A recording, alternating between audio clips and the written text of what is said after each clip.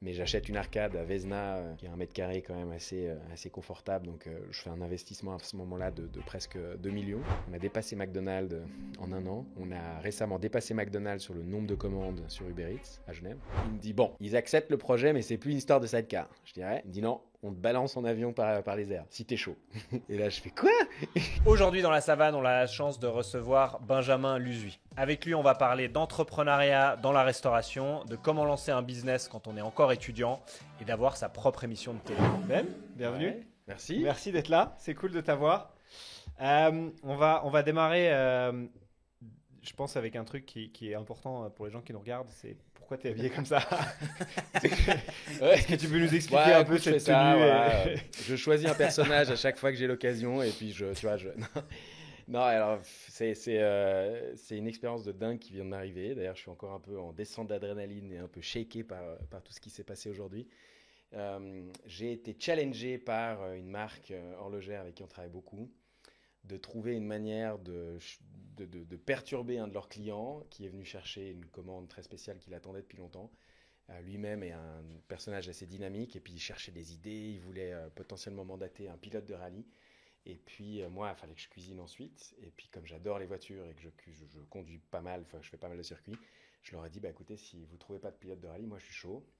je, je me déguise je me déguise en pilote professionnel et j'irai chercher votre client. Et puis arrivé en haut, j'enlève ma combinaison de pilote et j'aurai ma veste de cuisinier.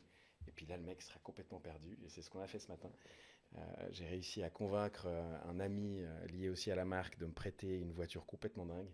Il y en a 23 dans le monde, ça fait 500 chevaux pour 900 kilos, donc un monstre. Et puis j'ai eu 2 jours de formation pour être sûr de ne pas me planter.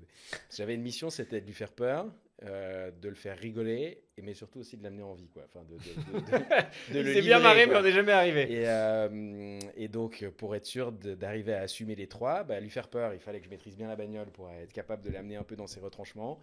Le faire marrer, de toute façon, c'était gagné parce que le mec a halluciné. Et puis le ramener en vie, comme moi, j'avais aussi envie d'arriver en vie. J'ai fait un peu de formation pour être sûr d'être capable de remplir ce challenge. Voilà.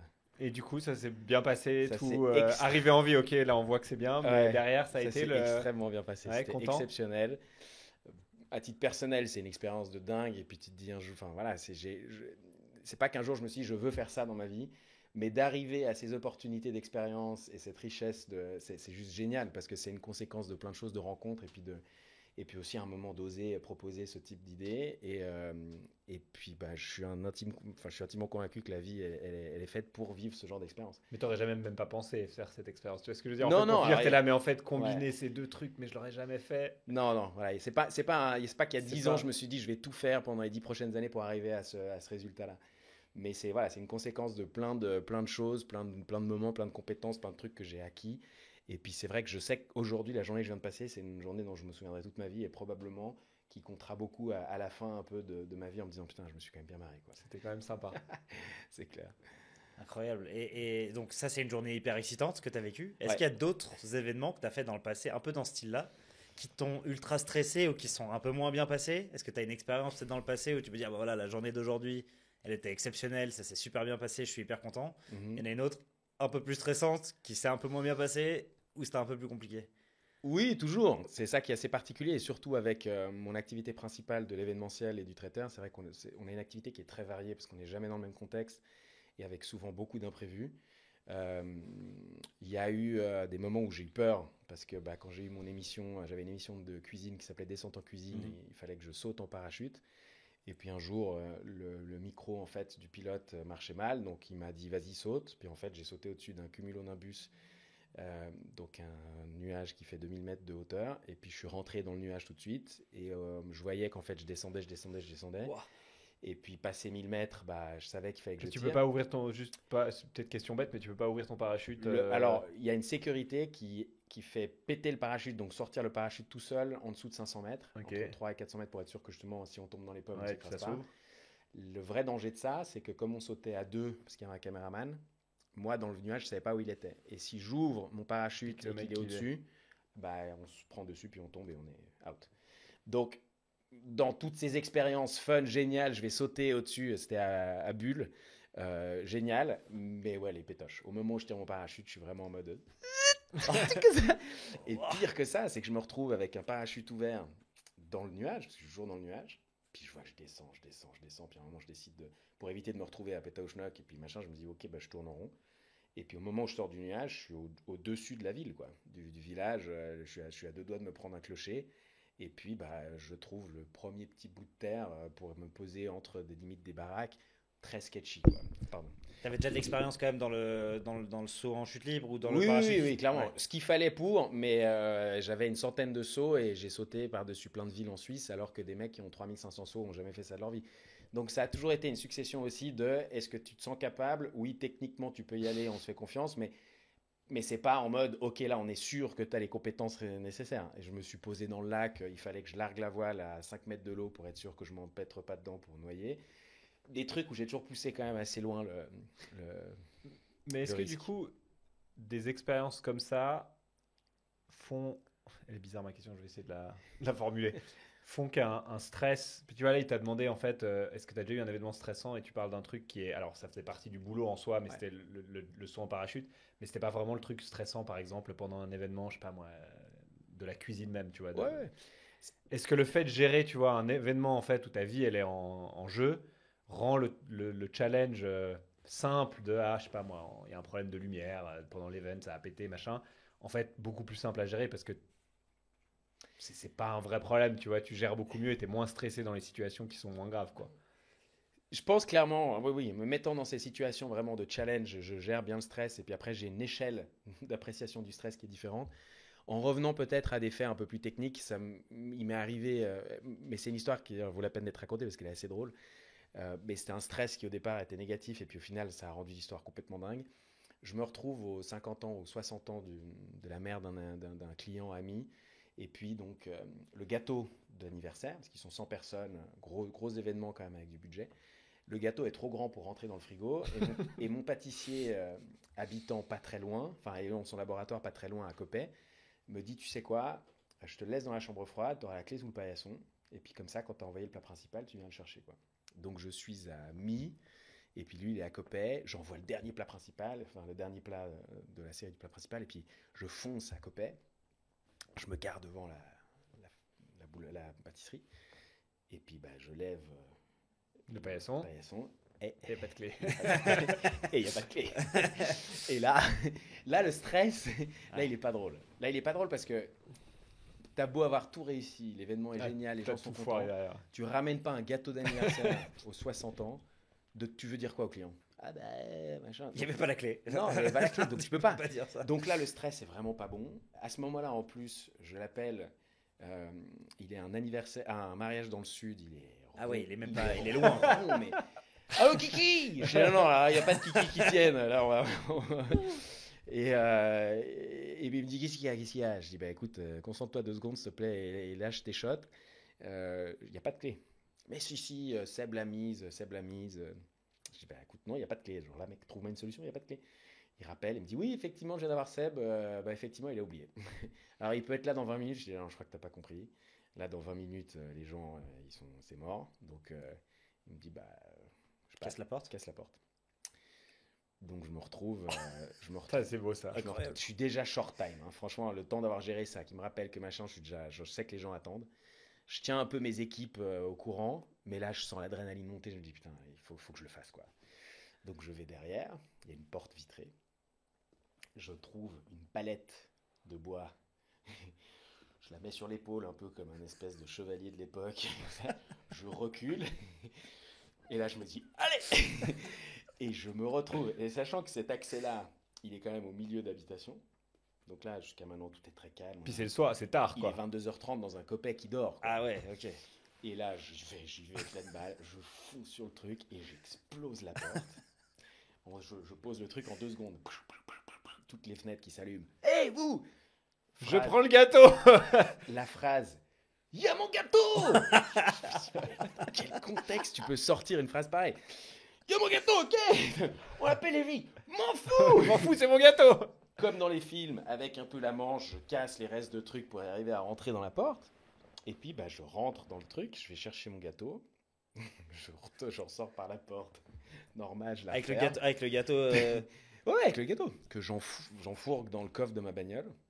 Et puis là, les gens, ouais, bougez pas. Enfin, genre, les gens commencent à s'exciter un peu. Et donc, je me retrouve à tracer à ce moment-là.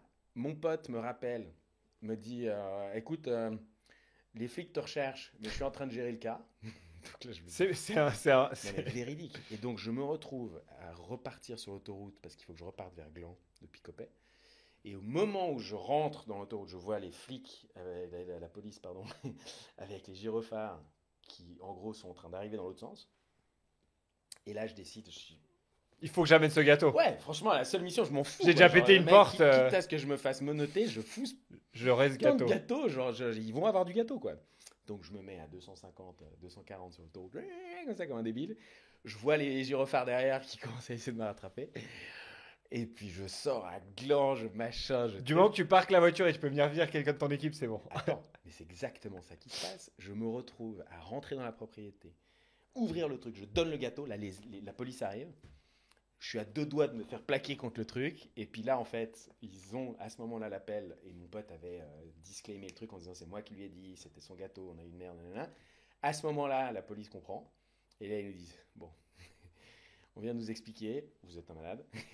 Mais en gros, non, sincèrement, là, ce que vous avez fait, ça va pas, machin et autres. Mais bon, exceptionnellement pour cette fois, on va laisser passer. Ah, ils ont été cool quand même. Ouais, ils ont été cool. Bon, mais Ils à m'ont pas part le laissé- 240 sur l'autoroute, Ouais, bon, 240 sur l'autoroute quand même. si l'autre porte ta plainte, non enfin, je sais pas. Non, non, alors je sais sur, pas, sur la non, non, sur le porte-plainte, il n'y avait rien, mais c'est toutes les infractions C'était un peu que limite, j'avais quoi. fait. Et puis, je me souviendrai toute ma C'est vie. génial qu'ils t'aient laissé, Ouais, laissé ouais. quand même. C'est Ouais, vachement c'est cool sympa, parce c'était qu'ils ont vraiment- compris que la situation était hyper stressante pour toi, que c'était un truc Oui, oui, mais ils voyaient bien, important. j'étais comme ça. Et puis, il faut savoir que je vous raconte cette histoire, c'était il y a peut-être 12 ans, je sais pas, mon entreprise devait avoir 2-3 ans, je me lançais, j'avais 25 ans. Tu vois un gamin qui bosse, tu vois, pour essayer de régler. Et puis, je leur ai expliqué, je leur ai dit, mais sans ce truc, mon événement, j'ai beau avoir fait tout fait juste, il est foiré, Il est et foiré, je suis responsable de rien. Donc, ils sentaient que j'étais un peu en mode. Et puis, bon, ils m'ont dit, allez. Mais quand même génial parce que je tiens à noter la chance qu'on a quand même d'être dans un pays où la police est assez sympa et accepte et peut-être écoute de temps en temps. Ils t'ont pas plaqué sur Que la ça marche bagnole et pas. embarqué. Ouais, au T'es poste, aux, quoi. t'es aux États-Unis, Ah ouais, tu fais Ça 6 aurait mois de fini prison. quelques Ouais. jours en tôle. Ouais, voilà. Ouais, exact. c'est Mais clair. putain, Ça aurait été sacrée- drôle. sacrée Et histoire. donc j'ai livré ce gâteau Sacrée avec histoire. les bougies sous une standing ovation parce que mon staff à un moment avait touché un mot à la maman qui fêtait son anniversaire pour expliquer un peu le petit retard et qui elle a pris le micro et a annoncé à tout le monde ce que j'étais en train de vivre. Et il suivait la course poursuite. C'est encore mieux du coup. Ouais. Apparemment il a le gâteau. Il devrait arriver sous peu. Et on leur Est-ce qu'il a le gâteau? Ouais, ouais. Et ils savaient que la police m'avait suivi jusque-là, donc ils ont halluciné. Et... Ah, C'est ça le a meilleur limite anniversaire, rajouté mais- un truc à la ouais, maison. c'était une histoire dont on me reparle encore aujourd'hui. Ouais. Ça c'est tellement beau. Ah, c'est- Bon, petit retour en arrière. Ouais. En fait, de ton activité principale, comme tu disais avant, traiteur Gourmet Brothers. J'ai lu dernièrement, parce qu'en faisant 2-3 recherches et tout, tu étais à l'école hôtelière, donc on Mhm. était ensemble à l'école hôtelière, et tu dis que tu as lancé la société pendant que tu étais étudiant, et puis qu'à un moment donné, arrivé vers la fin, tu étais à 130 événements, ce qui fait 3 événements par semaine en moyenne, quelque chose comme ça, Exact. pendant tes études. Ouais. Comment Alors, Comment tu gères, Ouais. comment tu gères cette quantité de boulot plus une université, etc. ce qui est assez intéressant, c'est que le départ de mon parcours d'entrepreneur a toujours été ça a toujours été de la réactivité plus que de la proactivité. On s'est pris des demandes et des demandes et des demandes. La première année, on en fait 12, l'année d'après 40, l'année d'après 130. On avait une structure qui était extrêmement flexible et légère parce que, merci à mes parents, je cuisinais dans leur cuisine, donc j'avais pas de loyer. J'engageais des copains de l'école, donc avec une structure staff qui était hyper flexible aussi. Et puis ça nous permettait d'être extrêmement compétitifs au niveau des prix parce que j'avais moins de pression sur le reste de mes coûts fixes. Donc j'ai une fois été convoqué un peu par une sorte d'ordre des traiteurs qui disait là ça va, c'est pas possible d'être dans ces tarifs-là, il faudrait un peu se remettre Ah, à c'est niveau. intéressant. Ok. Ouais. La concurrence est venue te dire là, t'abuses sur les prix. Ouais, parce qu'on était vraiment, c'est vrai qu'on était très. Aujourd'hui, je me retrouverais face au même type de profil que moi j'étais à l'époque. Ça me poserait beaucoup de problèmes parce que c'est vrai que on était tellement compétitifs. Déjà, j'avais pas besoin de gagner la même chose qu'eux parce que j'étais étudiant, voilà, donc. Ouais, puis tu faisais en plus ça pour le entre guillemets le plaisir, tu Ouais, vois, t'es le pas ki- vraiment le là que pour plaisir, un cash. Quoi. exactement. Et donc ça a apporté. Mais c'est vrai que j'ai construit aussi un peu ce projet et cette entreprise en étant assez ouvert sur la question, hein, ne serait-ce qu'avec mes profs. Donc eux savaient que bah, si jamais j'étais pas en cours à certains moments, c'était pas pour aller faire du surf ou skater ou je sais pas, me foutre au soleil et rien faire. L'autre effet, c'est qu'un peu de la même chose, j'avais en classe pas mal d'amis que soit j'engageais et puis à qui je faisais gagner pas mal d'argent au final avec des extras sympas ou super ambiance, on était vraiment toute une bande de potes et c'était génial. Ou alors qui savaient justement que j'étais vraiment en train de me bouger pour créer quelque chose de particulier. Et donc j'ai eu, je pense, premièrement une tolérance de la part des profs, pas sur mes notes, mais au moins sur la manière dont j'étais présent et autres, ça c'était cool. Et puis les autres étudiants, bah, j'avais des résumés de cours de copains parce qu'ils savaient que si j'étais pas là pendant 3 jours et que je vais gérer un événement, bah, c'était pas par nonchalance, c'est parce que j'en avais rien à faire, quoi. Donc je pense que c'est un mélange de ces deux choses-là. Ce que j'ai toujours beaucoup aimé à l'école hôtelière, c'est que quand tu es bon à du project management, à créer une bonne équipe et puis à apporter de la valeur différemment. Moi, j'ai par exemple toujours été un assez bon orateur, très bon dans la présentation, j'ai toujours été capable de vraiment faire la différence à ce niveau-là. Donc, je me mettais dans des groupes qui valorisaient ça et qui, eux, étaient tout contents de faire peut-être un travail un peu plus académique et un peu plus administratif derrière. Et ça me laissait un peu plus d'espace. Ouais.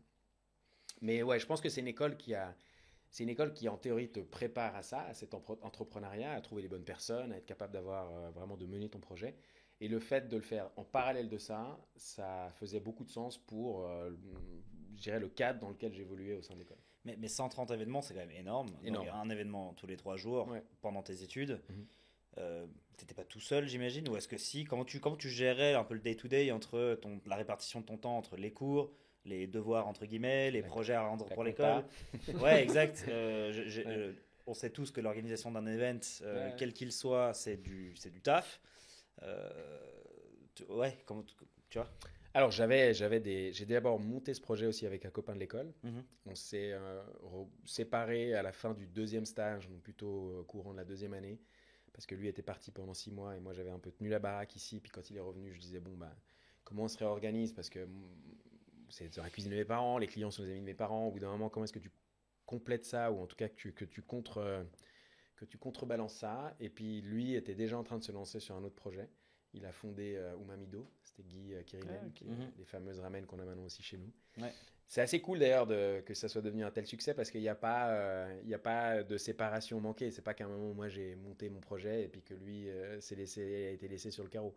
Aujourd'hui, on est toujours très copains et quand on échange un peu sur nos parcours, on est assez amusé du fait qu'il y ait une dynamique positive des deux côtés et donc c'est plutôt positif. C'était un mal pour un bien parce que c'est cool qu'il y ait une réussite des deux côtés. Ouais. Et donc voilà, donc après, j'étais entouré de personnes talentueuses et impliquées. Ça a été vraiment un des facteurs déterminants de tout ce que j'ai pu créer depuis que j'ai lancé ça. J'ai toujours eu la chance d'être entouré de gens qui avaient des compétences complémentaires et qui avaient vraiment, enfin, qui étaient talentueuses.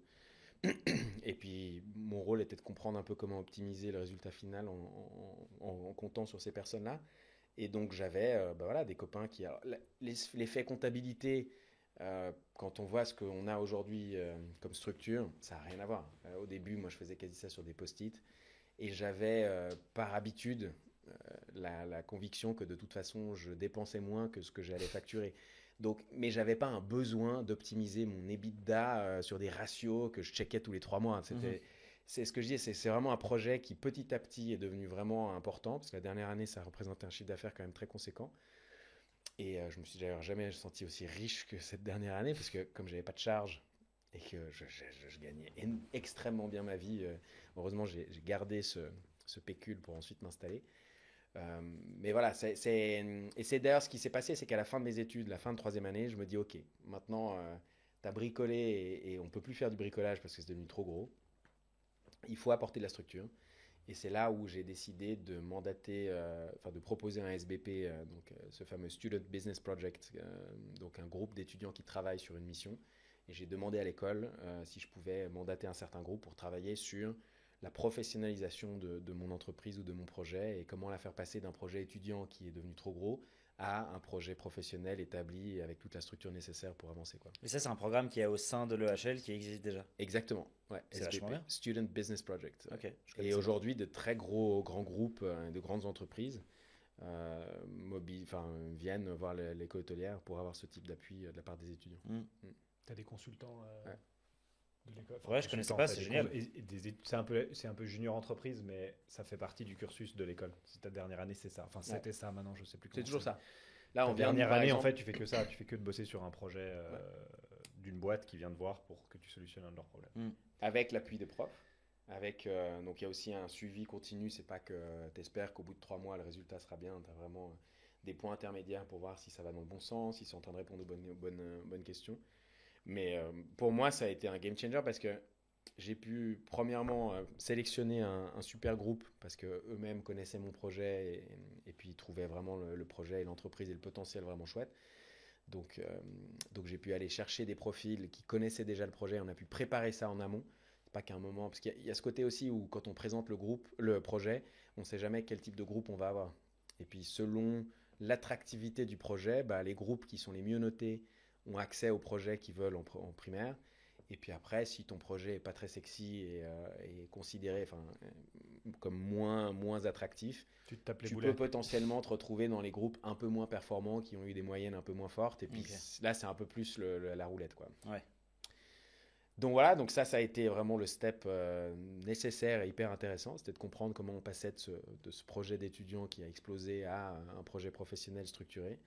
La première question était quel type d'entité juridique on crée, parce que une raison individuelle d'un étudiant qui envoie des factures sur son compte post-campus, ça marche un moment, mais quand tu envoies des factures d'un certain montant au groupe L'Oréal et puis que tu as dû emprunter le numéro de TVA de ton fleuriste pour qu'à un moment tu puisses quand même reverser la TVA quelque part. Ouais, c'était des trucs au départ, on était complètement dépassés.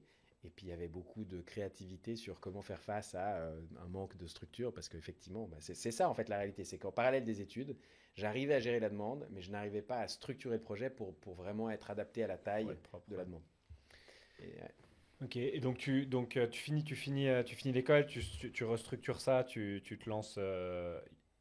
Il y a eu un doute à un moment donné, quand tu as fini l'école, de te dire je sais pas moi, en fait, bon, je mets le projet de côté, je sais pas, je rentre dans un truc plus traditionnel, je me lance pas dans l'entrepreneuriat, etc. Il y a eu un doute ou pas du tout? non, il y a eu zéro doute parce que je savais que j'ai toujours eu deux passions, et puis c'est vrai quand celle qui s'est vraiment révélée à travers cette activité, j'ai toujours eu la passion de la cuisine. Donc j'ai adoré cuisiner, j'ai toujours trouvé que c'était une manière de témoigner plein de choses vraiment chouettes pour les gens auxquels on tient, que ce soit amicalement, familialement, amoureusement, de cuisiner pour quelqu'un, c'est vraiment une manière de lui dire je prends soin de toi et je tiens à toi et voilà ma démarche pour te faire plaisir. Donc ça, je trouve que tu es touché par ça.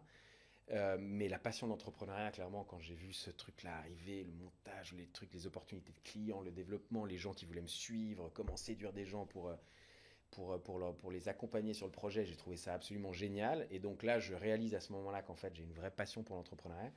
Donc à aucun moment, il y a un doute de me dire, ok, c'est dans ça que je vais aller. Il y a un effet douche froide. L'effet douche froide, c'est bah, tu finis l'école, tu n'es plus en train d'engager des potes que tu payes en cash au cul du camion. T'engages du monde, t'as des salaires, t'as un loyer qui est lié à l'achat en plus, parce que j'ai décidé d'y aller de manière assez bullish.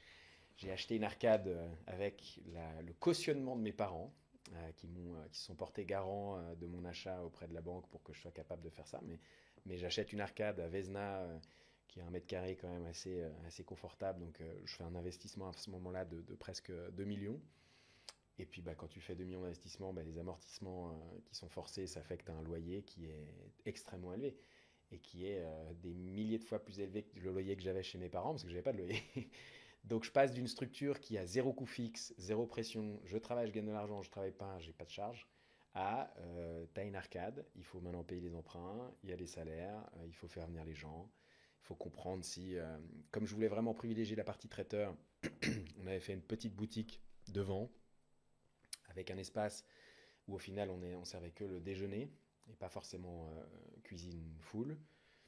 On se rend compte, les gens viennent au déjeuner, mais ils veulent. Là, on a d'autres problématiques. Il faut avoir un plat du jour qui change tous les jours. Les équipes ne sont pas les mêmes. Donc, qui c'est qui m'a piqué mon concombre? C'est le traiteur qui l'a pris. Donc, tu te retrouves avec une totale autre structure. Et là, t'as beau d'être préparé et avoir apporté vraiment un peu plus de concret à la démarche, tu as des challenges. as des méga challenges de rentabilité.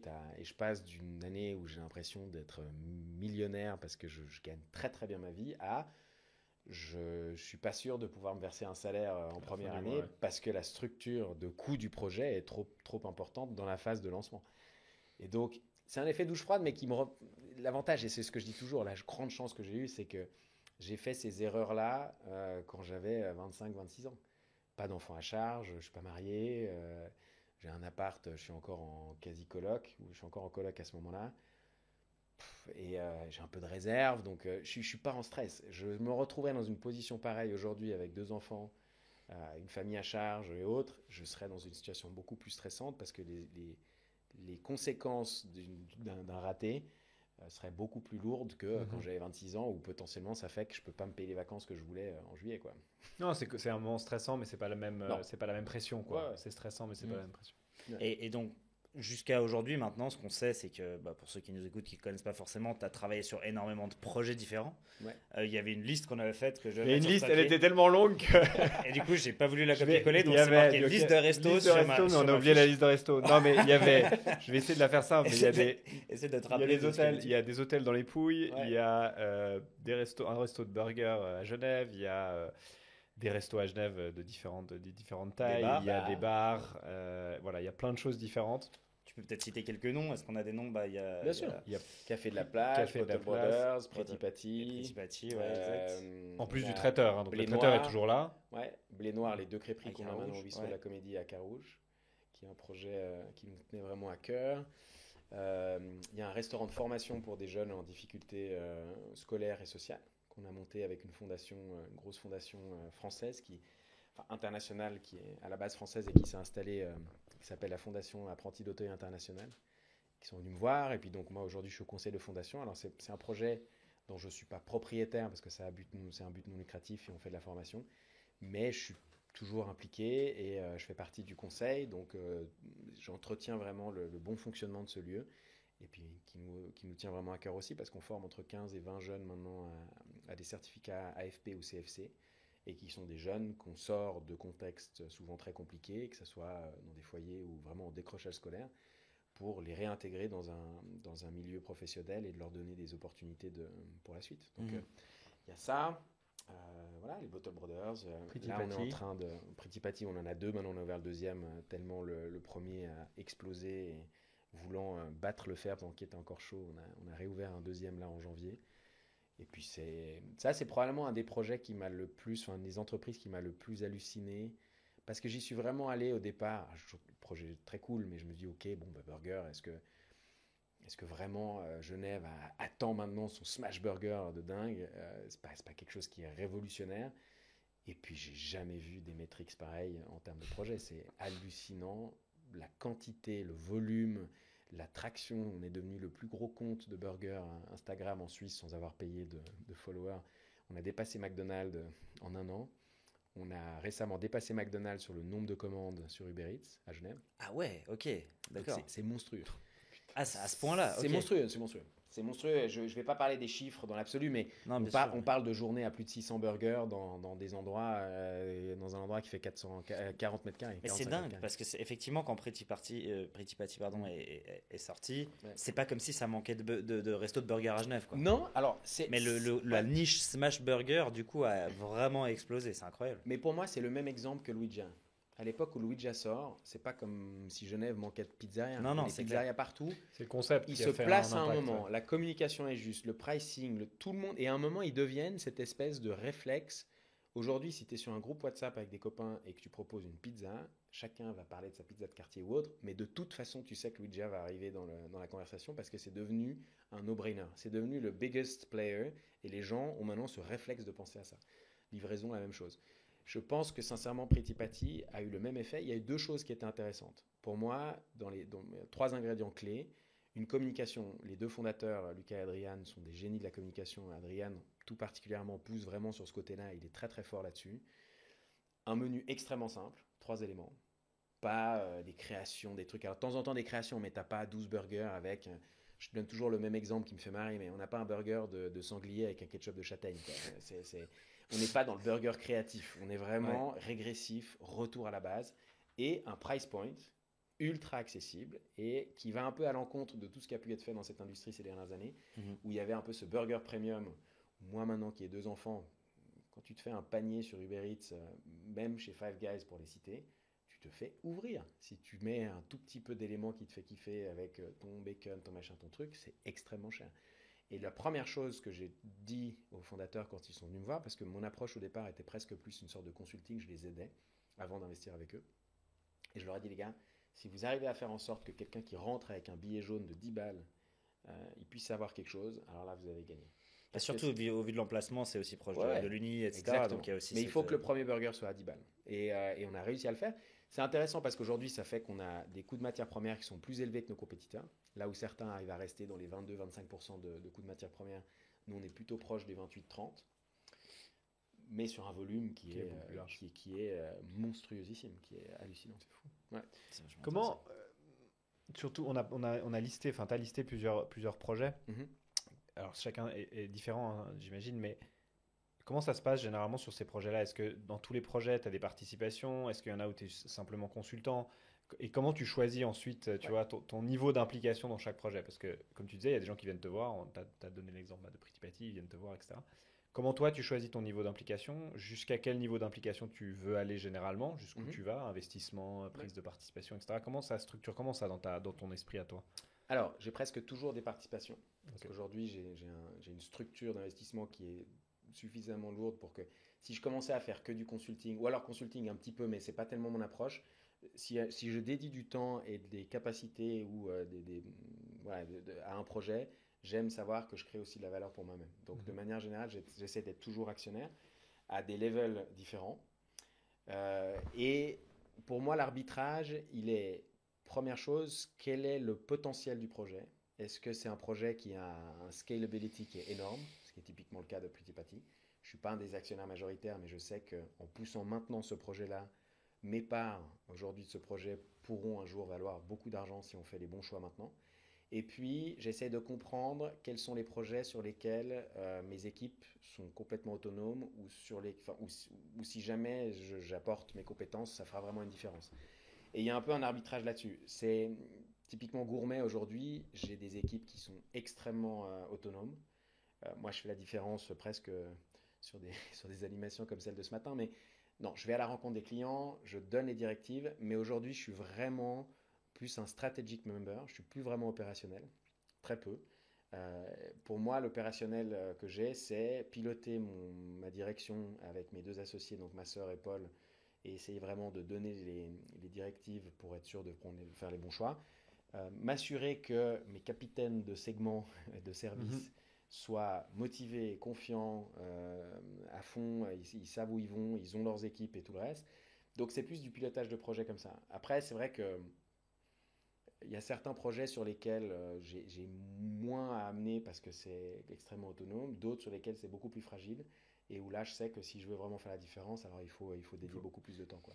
Mais quand tu, pardon, hein. Non, vas-y, Mais vas-y. quand tu rentres dans un projet, c'est la société qui rentre dans le projet. C'est Gourmet Brothers qui va aller, ou c'est toi, tu fais aussi des choses Pas personnelles. systématiquement. Ok, d'accord. Ouais, pas systématiquement. J'ai 3 axes. Alors j'ai Gourmet Brothers qui agit en tant qu'holding. J'ai Bottle Brothers qui est la structure plutôt liquide, donc des bars, où là on est à 50-50 avec mon associé. Et puis j'ai ma société personnelle, BL Consulting. Et en fonction. Ok, en fonction de, Ouais. de la part, enfin de l'échange et de ce qui va Alors, se faire avec le projet, c'est une structure ou une autre qui va ouais. prendre. J'essaie Qui va être d'être le activée. plus équitable possible. C'est-à-dire que c'est pas parce qu'à un moment il y a un truc hyper juicy que je me dis ok, je vais le prendre que pour Ouais, moi. ok, non, non. Il faut juste que ça fasse du sens. Et puis que je me dise ok, bah, ça vaut la peine d'emmener Gourmet parce que tout le monde va pouvoir apporter. Puis que vous avez quelque chose à apporter, une valeur à Voilà. apporter en tant que groupe, Il y aura etc. un suivi, mes associés eux aussi pourront contribuer de telle et telle manière, il y aura l'appui de ça. Donc là, ça fait du sens. Il y a d'autres projets comme par exemple Pretty Patty. Là, c'est particulier parce que je présente l'opportunité à des associés qui étaient à l'époque avec moi dans Gourmet. Eux, à ce moment-là, refusent. Et donc, au moment où ça revient sur ma table et que je peux réinvestir, je veux pas faire venir le groupe parce qu'eux ont refusé, puis il n'y a pas de raison qu'en fait je les fasse rentrer dedans. Par contre, j'ai pas envie de laisser Paul, mon associé de l'époque, surtout sur le carreau à ce moment-là. Et en plus, je sais que lui pourra contribuer surtout sur un apport de financement parce qu'il a un contexte personnel qui permet de faire ce type d'effort. Et donc, je me dis, ok, bah, Voilà, Polo, on va le faire nous en perso et pas à travers le groupe parce qu'à ce moment-là, ça fait pas du C'est pas sens juste, pour ouais, le ok. reste. Mais voilà, je fais attention aussi de ne pas le laisser derrière parce que je veux pas un moment, parce que les autres ont dit non, que lui se sente lésé, quoi. Ok. Petite question juste sur la structure financière, je trouve intéressante. Tu disais, tu vois, tu parlais de scalabilité, Ouais. de Pretty Patty, de la possibilité d'accroître le truc, ce qui sont des concepts hyper business, tu vois, qui sont généralement pas trop liés au F&B. Enfin, Mhm, j'ai l'impression, en tout cas, mhm, c'est un monde que je connais assez, mhm. assez peu. Euh, mais juste, quand tu vois une stratégie long-termiste pour un projet comme Pretty Patty où tu penses scalability, Mhm. est-ce que le but, c'est de réussir à croître cette boîte pour qu'elle devienne la plus grosse possible et qu'elle soit rentable et que cet argent-là aille ensuite dans le groupe pour utiliser à d'autres investissements? Est-ce qu'il y a des stratégies d'exit, un peu comme ce qui se fait plus dans l'entrepreneuriat Bien sûr. classique? Tu vois, comment ça marche cette dynamique-là dans Alors, le F&B?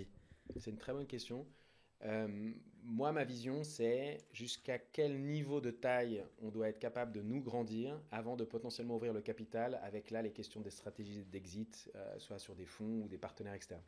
Dans le cas de Pretty Patty, avec les résultats qu'on a aujourd'hui, même si l'entreprise est jeune, on est capable d'aller chercher du financement institutionnel auprès des banques. C'est une des Mhm. discussions que je viens d'avoir là récemment et ça c'est vraiment mon rôle. Cette relation avec les banques et puis un peu la proof of concept, faites-nous confiance. Oui, je sais, vous voulez 3 ans.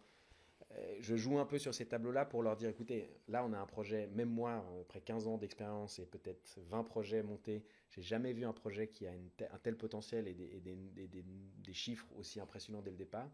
Donc j'essaie de convaincre les banques parce qu'on n'a pas envie, avec ce potentiel-là, d'ouvrir le capital maintenant. Ou alors il faudrait être sur des ratios complètement dingues. On aimerait, là la stratégie c'est vraiment d'asseoir le groupe suisse, donc on veut ouvrir à Zurich, pour vraiment, et puis après on ouvrira peut-être encore Lausanne et Fribourg et autres, mais on pense que si on fait vraiment une grosse opération zurichoise, ben là on aura vraiment assis le côté groupe suisse des deux côtés de la frontière de la barrière de la langue, et puis proof of concept vraiment au niveau national. Et on a des opportunités de croissance à Londres, à travers un de nos associés qui lui est anglais. Et donc là, le jeu, c'est de faire ça suffisamment rapidement et avec suffisamment de fonds en interne pour pas avoir à rentrer tout de suite dans les questions de financement externe. Parce qu'on sait que si on fait ça, alors à ce moment-là, les metrics en termes de valorisation, de multiples et autres seront beaucoup plus importants que ce qu'on serait capable de démontrer aujourd'hui. Mais Donc, c'est vachement intéressant. ouais, C'est vraiment à ce moment-là, à ce niveau-là, ça devient vraiment un business parce qu'on a le complètement. côté toujours un peu le resto de quartier qui a pour vocation juste de tourner entre Mhm. guillemets. Mais là, tu arrives au stade où ça devient vraiment et tu le traites comme un business. 100%. Ce qui est Et intéressant parce après, que tu as vraiment cette différence de niveau, je trouve. Ouais. et dans d'autres structures comme par exemple Gourmet, j'avais fait cet exercice, donc j'avais fait rentrer les actionnaires avec un système de valorisation et autres à la fin de 2018. Mhm. Ils sont rentrés en 2019. Euh, et donc j'étais resté majoritaire, mais j'avais deux partenaires à 20% chacun et ma sœur à 5, et moi j'étais à 55. Et puis récemment, parce que ce groupe-là avait fait re-rentrer leurs parts dans un groupe qui voulait vendre, j'ai eu l'opportunité de racheter ses parts pour éviter de me retrouver avec un associé que j'aurais pas choisi. Mhm. Et même pour eux, ça faisait du sens parce que 20% dans un groupe comme le mien qui est en pleine phase d'investissement, où on ouvre plein de projets, c'est compliqué à valoriser, à expliquer à un potentiel acheteur qui lui veut racheter un groupe de restaurants, quoi. Ouais. Et du coup, ben, on se retrouve à ce moment-là à discuter de comment est-ce qu'on pourrait structurer ce rachat, qu'est-ce qui ferait du sens. Et on a vraiment, alors je me suis retrouvé en face de quelqu'un qui était particulièrement euh, abordable, agréable et fair play, et qui lui était tout content de déjà rajouter un peu d'actifs en revendant ses parts, en ayant fait quand même une gain sur capital, mais à un prix qui, par rapport au marché et par rapport à ce que lui avait payé à l'époque, était beaucoup plus abordable aussi. Donc ça a été Ouais. génial. Et là, par exemple, Gourmet, aujourd'hui, je n'ai pas du tout la stratégie ou l'envie de faire grandir ce groupe pour une valorisation et de le revendre dans quelques années. Gourmet, j'ai le sentiment qu'aujourd'hui, on est en train de créer cette holding presque un peu familiale qui aujourd'hui génère des profits suffisamment confortables pour qu'on puisse ensuite avoir d'autres opportunités de développement avec peut-être une approche un peu plus finance. Mais voilà, Gourmet, c'est presque un staff qui change jamais. J'ai des membres qui sont là depuis 6 7 ans. On a traversé le Covid ensemble. C'est des gens que j'aimerais continuer de voir le plus longtemps possible. J'aimerais pas que eux se retrouvent face à un groupe qui, à un moment, comprenne pas ce côté assez familial, puis qui commence à essayer de stresser un peu le modèle pour essayer de juicer un peu plus le résultat. là, on n'est pas dans cette optique-là. On est vraiment dans une optique d'expérience. On a de toute façon des performances qui nous rendent extrêmement satisfaits et heureux. Et je suis pas dans une phase où j'ai envie d'optimiser ça et je veux pas que quelqu'un me challenge de le faire. Ouais. Et donc ça, c'est assez intéressant. C'est l'approche différente. C'est-à-dire que là, on est totalement en dehors de l'approche financière d'un business. C'est pas du tout que je veux un exit dans 5 ou 10 ans. Au contraire, j'aimerais idéalement un jour transmettre ce groupe-là à mes enfants s'ils le souhaitent, avec une vraie notion d'institution familiale, un groupe avec des ramifications différentes, et puis créer un actif qui puisse se transmettre de génération en génération, parce qu'il y a une histoire qui est assez dingue derrière, qui est vraiment chouette. Ouais. Tu parlais du Covid. Ouais. Ça s'est passé comment? Alors, moi j'ai plus besoin de toucher du bois, c'est derrière, j'espère que ça ne reviendra pas. Moi, j'ai un effet qui est très particulier pendant le Covid parce que y a un mix de proactivité et de chance. Mais mon père est médecin, et puis courant février, quand ça commence, donc en 2020, quand ça commence à se serrer un peu parce qu'on voit que ça passe les frontières, il revient un jour d'un rassemblement des associations des médecins de Genève, et puis il me dit, écoute, honnêtement, là, ça va pas être contenu, quoi. Ça va pas rester ni en Chine, ni en Australie, où on avait déjà des cas qui commençaient à péter. Il y avait déjà eu le premier cas à la Clusa d'un mec qui revenait d'Australie, on s'en souvient tous. Dans je sais pas quoi. Voilà. Donc il me dit, non, là, ça arrive. Donc moi, premier réflexe, je me dis, ok, bah, quel est l'impact que ça va avoir sur mon activité? Clairement, si à un moment il y a une crise sanitaire, la notion de rassembler des gens à 500 personnes qui se partagent des amuse-bouches sur le même plateau, on est dans le worst case scénario. Donc je me dis, ok, mon industrie va être frappée très forte, quoi. Donc je vais voir mon avocat, puis je lui dis, ok, bah, dans un cas comme ça, si à un moment on perd tout notre business, qu'est-ce qui se passe? Il dit, écoute, il n'y a pas grand-chose, à part si l'État commence à mettre des aides ou autre, faut voir les assurances, quoi. Perte de gains, perte d'activité, qu'est-ce que tu as? Et je me retrouve face à cette fameuse clause que beaucoup ont eue, qui est, si ça reste une épidémie et pas une pandémie, tu as un certain nombre de jours de couverture de perte de gains. Donc je retourne voir mon père, puis je lui dis, on parle d'une pandémie ou d'une épidémie selon toi? Et puis là, il est très bon, il me dit, écoute, si franchement ça pète de partout, franchement, je ne vois pas pourquoi ça resterait une épidémie, ça reste d'être une pandémie, quoi. Donc je retourne voir mon avocat, et je lui dis, ok, bah, est-ce que si j'arrive à obtenir des annulations de ces événements pendant que c'est qu'une, entre guillemets, épidémie, avant que ça devienne une pandémie, est-ce que c'est défendable face à notre assurance pour être couvert? Et là, il me dit, honnêtement, oui. Je me retrouve à taper une lettre d'annulation et je vais voir tous mes clients que j'ai dans les 120 jours qui suivent, le salon de l'auto, Baselworld, Watches and Wonders, tout ce que tu peux imaginer. Et puis je leur présente la lettre et je leur dis, écoutez, si à un moment il y a une incapacité pour nous de faire l'événement, bah, si vous me signez cette lettre, ça me couvre. Si vous la signez pas, je me retrouve le bec dans l'eau. Et puis si jamais vous la signez et que je peux quand même faire l'événement, je suis pas stupide, la lettre, on va faire l'événement, quoi. Donc j'ai réussi à ce moment-là. On parle de ça, je vois mon père, je crois, le 27 ou le 28 février, et puis le 3 ou le 4 mars, un peu avant le salon de l'auto. Non, alors le lockdown était le 11 ou 12 C'est mars. ça, ok. Et donc pendant cette période-là, je me chauffe, je me dis, bon allez, tente le tout pour le tout, je vais voir tous les gros clients, et j'obtiens ces signatures. Et donc le lockdown arrive. J'ai le sentiment d'avoir un bon jeu. Tu vois, je suis quand même en train de jouer une partie de poker, mais j'ai un bon jeu parce que mon avocat est assez safe sur le fait que ça soit défendable. Et donc, je attends un peu la fin du mois de mars. Je suis confiné comme tout le monde dans des endroits un peu plus sympathiques au milieu du bitume. Donc, je suis en plein milieu des vignes en Valais. Et puis, je décide d'envoyer ça à un conseiller de la nationale, enfin, de l'Helvetia et de la nationale suisse. Et puis, il me dit, oui, mais vous avez vu, c'est une pandémie. Je dis, oui, mais regardez les dates d'annulation. Et il me dit, bougez pas, on vous rappelle. Et donc, je me retrouve avec un monsieur, ce qui est rigolo, ils m'ont même pas rappelé. C'est tout de suite l'expert d'assurance externe qui m'a appelé. Un fribourgeois très sympathique d'ailleurs, qui me parlait tous les jours de ses voitures, de ses trucs, ses machins tous les jours. Et puis qui me dit, bonjour monsieur Luzuy, alors voilà, alors bon, alors voilà, on m'a donné la tâche de calculer ce qu'on vous doit, alors vous allez m'envoyer un peu ça, et puis ça, et puis ça, puis... Et donc je savais à ce moment-là qu'il y avait déjà une sorte de couverture. Donc je savais que mon business, en tout cas pendant un certain temps, serait safe, on va dire, en termes de cash. Et puis là, ce qui est très intéressant, c'est que ça m'a permis à ce moment-là de comprendre, de pouvoir en fait me dédier à préserver ma ressource la plus importante qui est mon staff. Parce qu'en fait, très rapidement, quand on sort le risque financier, qu'on n'est pas en train de se dire je vais tout perdre, on se dit ok, si à un moment, faut quand même, moi je suis un éternel optimiste, donc je me dis à un moment ça va repartir. Et si ça repart, j'ai pas envie d'avoir d'être devant avec une feuille derrière aux personnes de mon équipe. Non, je veux être capable d'avoir des gens qui sont confiants. Et donc, à ce moment-là, bah, j'essaie de faire du micromanagement, un peu du mental, moral de tout le monde. Ceux qui supportent pas de rester à la maison, on commence à faire des... Vous aviez rien. Vous aviez plus d'événements, vous Non, aviez plus rien, quoi. non, mais justement, mais celui qui me disait, écoute, si je reste une journée de plus, j'étrangle ma femme, ou j'exagère, mais bon, ok, bah lui, ok, demain tu viens, je te fais livrer une caisse d'asperges, et puis tu me fais une vidéo YouTube qu'on postera,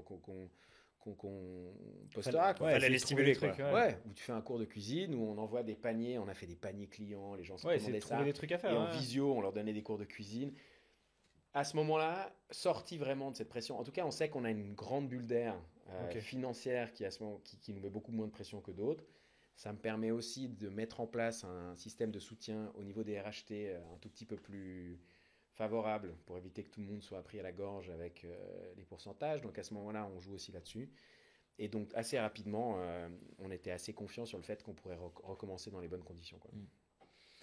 On Bien a joué. parlé. Ouais, franchement, déjà incroyable comme histoire et je suis fasciné par bah, déjà le fait que tu aies pensé à tout ça. Tu vois.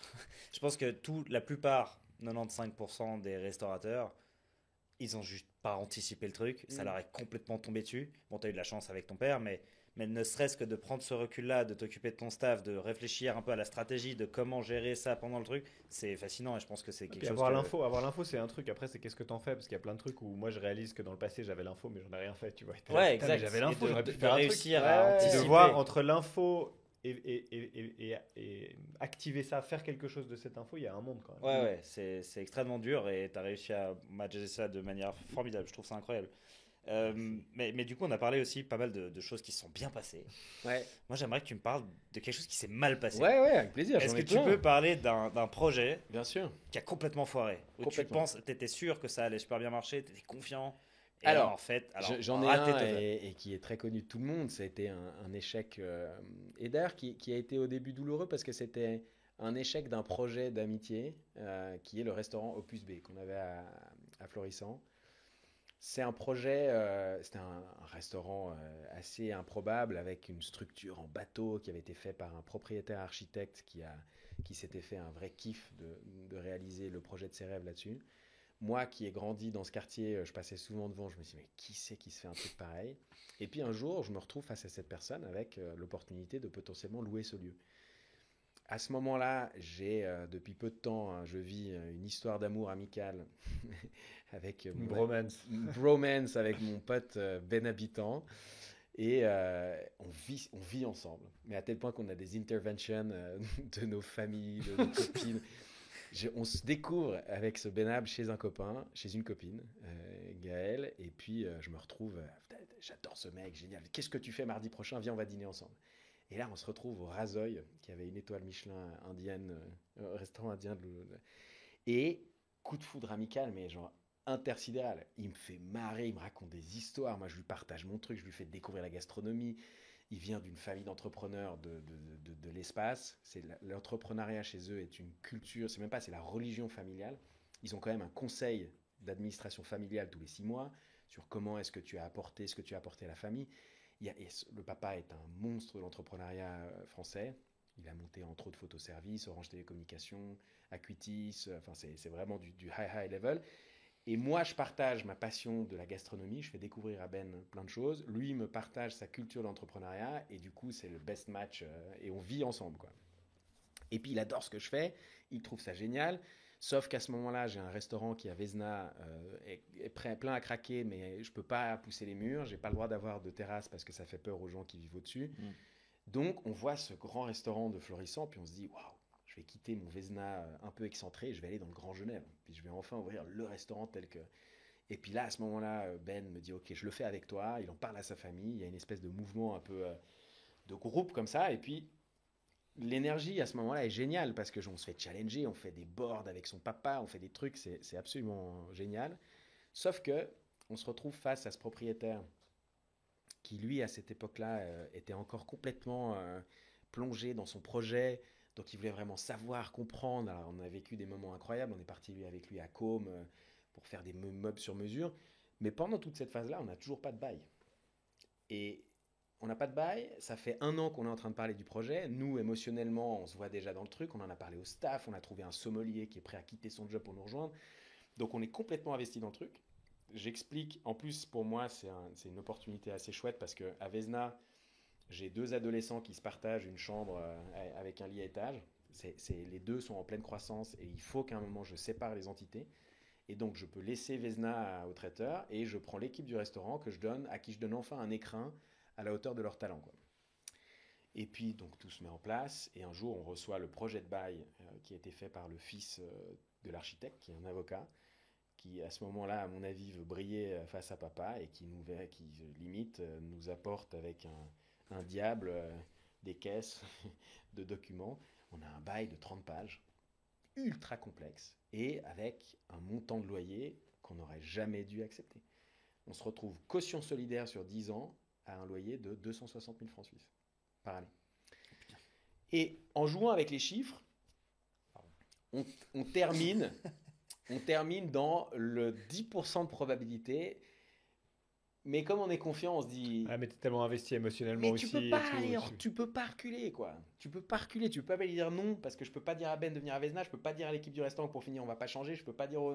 Tu y vas. Donc tu te retrouves face à ce truc et puis tu essayes de le négocier comme tu peux, mais en face, tu as une personne qui a beaucoup de moyens, qui est intraitable et puis qui, honnêtement, à ce moment-là, s'en fout un peu de nous envoyer bouler si on n'est pas prêt à signer son truc.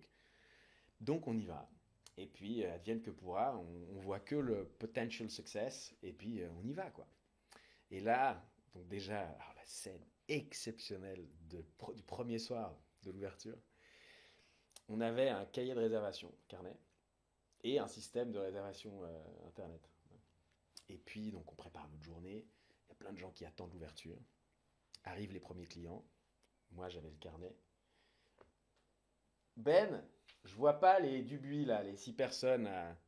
Si, moi, je les ai. Je dis, comment ça, toi, tu les as? En fait, on avait pris des doubles réservations sur les 2 systèmes. Donc, on se retrouve avec 160 personnes à nourrir avec une capacité de 85 places, le double. Et là, il commence à pleuvoir, mais des cordes.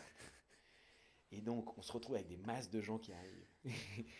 Mon pote Ben et moi-même, on est dans une espèce de transe hyper désagréable. On se dit qu'à un moment, on va juste partir en cacahuète totale. Lui se retrousse les manches, je l'ai jamais vu. Il commence à virevolter, à annoncer des plats aux gens qui ont rien à voir, les fleurs d'aubergine. Mais il va se marrer parce qu'il est très bien que je lui ressors la même chose à chaque fois. Je sais pas si c'est ce premier soir, mais il se change en espèce de maître d'hôtel pour faire en sorte que ça passe, mais avec très honnêtement peu d'expérience à ce moment-là. Moi, je suis face à mon grand barbecue et je balance des trucs dessus sans attendre les bons de commande parce que de toute façon, il faut que ça sorte, quoi. Et puis, on cale des potes. Oui, je sais, t'avais ta table, mais s'il te plaît, attends sous le parasol parce que toi, tu peux supporter la pluie.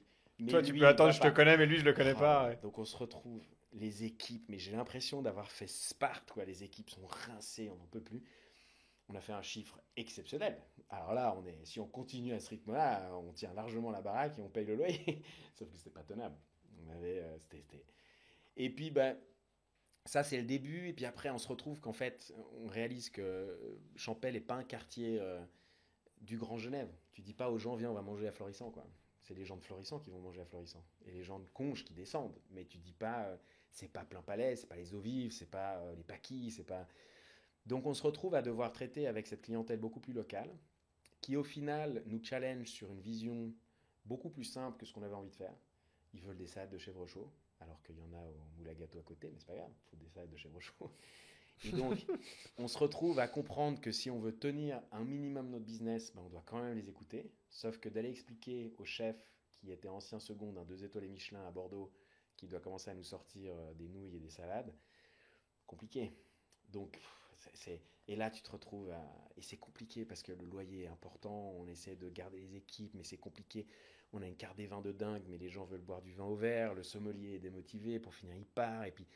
Donc là, ouais, là, clairement, on se retrouve dans un truc. Moi, à ce moment-là, c'est probablement la période de ma vie professionnelle la plus difficile parce que ce projet-là nous prend une énergie de dingue. Tellement d'énergie qu'en plus ça atteint aussi à ce moment-là on n'a jamais remis en cause notre amitié, mais c'est vrai qu'on sent qu'on n'a plus la même énergie parce qu'on est toujours en train de gérer des trucs et puis c'est compliqué, puis lui fait ça, puis moi à côté j'ai toujours Gourmet qui tourne et puis je dois quand même apporter un minimum d'attention à ce projet parce que sinon ça aussi ça va se casser la gueule et puis alors là ça serait le cafard. Enfin, Donc Ben se retrouve à lui gérer un peu plus, et puis je suis là, et puis le traiteur, à ce moment-là, je suis pas assez derrière, donc on a des feedbacks, et puis les équipes sont pas forcément celles qui... Donc c'est une période extrêmement difficile, vraiment très difficile. On voit pas de porte de sortie parce qu'on est caution solidaire d'un bail extrêmement long, et 260, enfin, c'est 2,6 millions de loyer sur 10 ans, dont on est caution solidaire. Donc si à un moment il veut s'asseoir sur son bail en disant non, vous êtes caution solidaire, donc moi je peux venir chercher ça chez vous, chez machin, chez truc, bah il peut. Et à ce moment-là, on a une micro-porte de sortie parce que le projet est tellement compliqué que le propriétaire en question devient un peu frustré parce que c'est les feedbacks de ses amis, ah mais ils n'ont pas fait ça, machin. Puis un jour dans une discussion, il dit, vous savez quoi, voilà la proposition, si vous me payez ça, vous sortez quoi. Donc on a une porte de sortie qu'on décide de prendre tout de suite, qui certes coûte à ce moment-là de l'argent, mais par rapport à ce que ça nous aurait coûté de rester, bah, ça n'a rien à voir.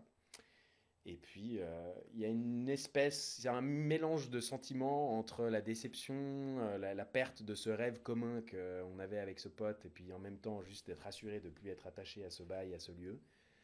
Moi, à ce moment-là, j'ai l'énergie extrêmement basse parce que justement, je suis un peu down, et puis je sais que le traiteur a besoin d'appui. Et puis là, il se passe un truc absolument génial. 2 ou 3 membres des équipes du restaurant viennent me voir et ils disent Ben, ok c'est fermé, mais nous on aime ton énergie, on aime ton projet, et donc maintenant on vient avec toi et on redresse le traiteur à fond, on y va quoi. Et on parle de ça, c'est 2016, dans 2017, et là à partir du moment où on se met tous ensemble sur le truc, 2018 devient l'année record de gourmet que j'ai jamais fait, et on fait exploser le traiteur et de là on repart quoi. Et ça démontre, je pense, aussi une symbiose avec l'équipe. C'est que tu as été toi-même, tu as montré que tu as tout donné, tu as fait le maximum. C'est juste que c'était un peu voué à l'échec, quoi. C'est impossible. Et vous vous êtes mis dans une situation compliquée, mais les gens ont quand même aimé être avec toi, et ce qui est une belle fin, quand même, finalement. Donc, Et la plus... apprentissage intéressant, quoi. 100%. Et la plus belle fin de tout ça, c'est que demain matin, à 10h, je suis dans l'avion, parce que je suis témoin de Ben Habitant, de son mariage, et que demain, on fait sa bachelor à Lisbonne. Donc, c'est pour dire. Donc ça n'a pas brisé non plus l'amitié, rien, quoi. Rien, un jour, on fera peut-être quelque chose ensemble. Puis vous en rigolez aujourd'hui. On en rigole, on en rigole. Lui-même dit toujours que ça a été une expérience extrêmement formatrice pour lui. Même chose pour moi. Ouais. Ce qui m'amuse de temps en temps, c'est que ça m'arrive de croiser certaines personnes qui, dans un contexte un peu business, social ou autre, adorent me ressortir ce truc-là. Oui, enfin, Benjamin, quand même, Opus B, c'était un sacré raté. Hein, Ah, puis... Mais heureusement qu'il y en a, non? Mais bien je sûr sais qu'il y en a. pas, Oui, moi mais ça m'en ce fout, qui ça. m'amuse, c'est que de temps en temps, Heureusement qu'il y en a. 100%, mais que de temps en temps, tu sens qu'ils veulent Te le pointer, celui-là, ça leur fait dans du le bien. truc en ouais. mode, et je suis là, mais je suis en train de faire un J'essaie dîner pas de chez le les cacher, gens. ouais. Les gens sont contents, donc ils me font des compliments. Mais là, tu sens qu'ils Tu sens ressortent que les Opus gens B vont pour avoir en mode, besoin de. calme-toi. Je suis, ok. Mais j'ai pas... Opus Ouais, moi, B, c'est pour toujours un moi, truc a qui été me- un foiré. J'en ai d'autres. Hein. Le Bottle Brothers de Lausanne, aujourd'hui, est fermé. On est en train de le revendre. Parce que c'est un projet qui, par rapport à ce qu'on fait à Genève, n'a pas été transmis de la même manière ou reçu de la même manière à Lausanne. Et puis aujourd'hui, on a décidé de le fermer parce que de prendre, en tout cas pour moi, des journées dans une ville dans laquelle j'ai 7 restaurants et une centaine d'employés pour aller les passer à Lausanne dans lequel j'ai un seul projet, ça fait pas de sens. Je perds beaucoup plus sur mes projets qui fonctionnent bien si je suis pas là pour essayer d'aller redresser quelque chose. Donc voilà, c'est aussi cette réalité. T'en auras d'autres. Enfin, je te Mais le j'aurai souhaite pas, d'autres. mais t'en auras d'autres. Mais Tu vois ce que j'aurais je veux d'autres dire. ratés. Et J'aurais s'il d'autres te plaît, ratés. continue à essayer des trucs. Ouais, Je veux dire, continue à c'est rater le des but. trucs d'une Ah, certaine manière, tu vois ce que je veux dire. Il y en ceux aura qui- toujours, quoi. les- Ceux parce qui que- me connaissent bien, ils savent qu'à mon avis, le jour où j'arrête, c'est que je suis en train d'être mis dans un, Ouais, dans un et truc. puis les, il y en les aura. gens qui ressortent ces trucs-là, à mon avis, c'est souvent des gens qui ont eu aussi leur rêve d'entrepreneuriat, mais qui n'ont jamais vraiment osé le faire, donc ils aiment bien piquer la 100%. Ça leur fait du bien. Ouais, exactement. 100%. Mais ça a un peu changé aussi ma manière de faire, c'est-à-dire qu'à l'époque, je me mettais beaucoup en avant l'émission, le truc, parce que ça jouait, on jouait vraiment sur cette personnalité, les gens s'amusaient à m'appeler le Jamie Oliver suisse, et puis moi j'en jouais un peu, c'est-à-dire que je me mettais pas mal en fond. Maintenant c'est tout l'inverse. J'aime vraiment mettre le groupe en avant, et je me mets assez peu en avant, à part sur des trucs rigolos comme ça, où là ça me fait marrer de le faire moi-même. Mais de la même manière, aujourd'hui je cuisine toujours, mais beaucoup moins de niveau à titre professionnel. Plus ça devenait vraiment pro, moins j'avais de plaisir. J'ai réalisé en fait que je suis un cuisinier amateur qui kiffe cuisiner, mais justement il faut que ça reste avec le bon vin sur le bord du fourneau, les copains, la musique, on prend notre temps, et puis j'aime goûter, j'aime essayer, j'aime commencer à me mettre dans une optique vraiment hyper structurée de comment optimiser la gestion d'une cuisine. C'est des compétences que j'étais capable d'avoir quand il fallait que je lance mes projets, mais pas où je trouvais énormément de satisfaction. Comment tu vas à l'émission? Moi, c'est un truc que comment tu t'es retrouvé là-dedans? Comment tu te retrouves un jour à dire, je sais pas, RTS qui vient et qui dit, tiens, tu veux sauter d'un parachute? J'essaie de te la faire courte parce que l'histoire. C'est long. Non, c'est pas long. Non, c'est pas long. Je me retrouve chez des clients privés, contact de mes parents, et puis à la fin du dîner, comme souvent, à ce moment-là, j'ai 22 ou 23 ans. Benjamin, venez vous présenter, expliquer, hein, c'est combien de temps vous faites ça, qu'est-ce que vous faites. Et puis je raconte en gros que je vais bientôt ouvrir Vesna, que j'ai enfin acheté une arcade, que je m'y installe. Et puis ce que je ne sais pas, c'est que la fille de la cliente à ce moment-là est en fait une assistante de production à la RTS d'une émission qui s'appelait Jour J, qui suivait les gens du jour J moins 165 à leur jour J. Et ils étaient en train de préparer une émission sur le thème de la restauration. Donc, truc de dingue, le lendemain matin on m'appelle. Bonjour, voilà, Florence, je suis journaliste, voilà. Votre histoire nous a été transmise, ce que vous avez raconté hier soir nous a été transmis. On aimerait beaucoup vous proposer de participer à cette émission, donc de vous suivre pendant les 6 prochains mois sur la préparation de votre restaurant, quoi. Et donc, moi j'accepte, c'est génial, c'est une opportunité incroyable. Le résultat est hyper cool, ils me suivent dans tous les moments clés, les négociations avec les régies, les trucs, on part chercher des productions. Le jour où je me fais livrer mon fourneau, la logistique qui doit le faire rentrer, les ventres devant les caméras. Et là, on me voit me liquéfier. Donc, c'est l'émission qui a vraiment du punch et du rebondissement. C'est assez cool. Et ce qui est très cool, c'est que comme ça dure 166 jours, ben moi, j'ai le temps de devenir assez copain avec l'équipe. Et puis, un jour, il m'appelle et j'étais en train d'attendre un avion à Annemasse pour sauter, parce que je faisais du parachutisme. Et donc j'attends, et puis c'est quoi ces bruits derrière? Et puis je dis, ouais, bah écoute, dans 2 secondes, là, je suis avionné, je saute, je vais me faire un saut en parachute. Ha ha ha, t'es mythique quand même, mon Dieu. Nanana. Et il raccroche. À ce moment-là, on parle, l'émission se passe super bien, on parle d'un projet d'émission commun. Et puis il me dit, ouais, on pourrait te mettre sur un sidecar, parce que j'avais ma moto à l'époque, on te met ton matos, et puis tu pars à la découverte du terroir suisse, quoi. Sauf que, donc on monte tout un projet autour de ça. Le cuisinier rebelle sur sa Harley Davidson. Et un soir, je rentre tard d'événement. Je suis chez ma copine de l'époque. Et puis, j'arrive pas à me coucher parce que je suis encore plein d'adrénaline. Donc, je regarde M6 et je tombe sur Cyril Lignac, parcours le terroir français en sidecar. Et le lendemain matin à 9h30, True Story, présentation de notre projet à la RTS. Et là, je me dis merde. Donc, je laisse un message au producteur. Je dis mais attends, regarde, je peux pas. Ils l'ont déjà fait. Et puis, je me dis, bon, bah tant pis, mort, tant pis, quoi. Et le lendemain matin, donc il me rappelle, il n'a pas le temps de me rappeler, il m'envoie OK, 3 petits points. Je me dis, bon, bah, ça tombe à la flotte. Et puis il me rappelle vers 11h30, et il me dit, alors, on a eu le rendez-vous. Je dis, ouais, et il me dit, bah, c'est pas mal, mais assieds-toi. Et là, je suis OK.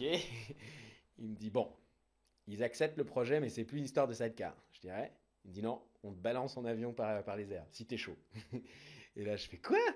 Il me fait, bah, je me souviens de ton saut il y a 2 mois. Ce matin, au moment où tu nous poses ça, on se dit, ok, il faut qu'on change de dossier. Et en une demi-heure, on se dit, ok, fuck it, on y va. On balance le cuisinier par les airs. Limite, on te jette tes fouets et tes casseroles, et puis tu sautes et tu vas. Tu te débrouilles. Et tu te débrouilles. Et du coup, ils ont vendu ça à la RTS, chose exceptionnelle. C'est pas une chaîne connue pour son dynamisme et ses émissions de ouf, quoi. C'est pas. Et ils ont validé le projet, en tout cas pour un pilote. Donc quelques mois après, je me retrouve balancé par les airs et on fait Descente en cuisine où mon rôle est un peu justement d'être le fantassin du terroir, livré à lui-même après un atterrissage dangereux sur la ville des clochers de Bulle. Il part à la rencontre des acteurs clés de la ville que je faisais, et puis ensuite de la spécialité que je devais ensuite revisiter à ma sauce. Ouais. Incroyable. Ouais, Voilà. en tout cas, tu as plein de belles histoires à raconter. On pourrait y passer des heures. On pourrait qu'en faire un moment, mais on est un peu limité par le temps. Je propose qu'on clôt par notre question habituelle. Ça marche, vas-y. Benjamin de Jujuy. Ouais. Que faut-il pour avoir une belle vie? Des belles personnes autour de soi, clairement, et puis des projets qui font que chaque matin, quand le réveil il sonne, on est content qu'il sonne et pas que ça nous emmerde, quoi. Donc 3 tonnes de projets et surtout beaucoup de gens compétents et chouettes autour de soi. Bien entouré et une passion pour ce qu'on fait, quoi. Ouais. Non, mais bravo en tout cas pour tout ce que tu as résumé. fait jusqu'à maintenant. Moi, je serais ravi de continuer ces discussions Ouais, pendant on pourra une deuxième partie haute, on parce pourra que faire une autre je suis sûr une qu'il y a V2 plein là. d'autres histoires à raconter qui sont incroyables. Merci beaucoup pour ton temps. Et Merci à vous. Ben. Et puis, Merci beaucoup. bel accoutrement.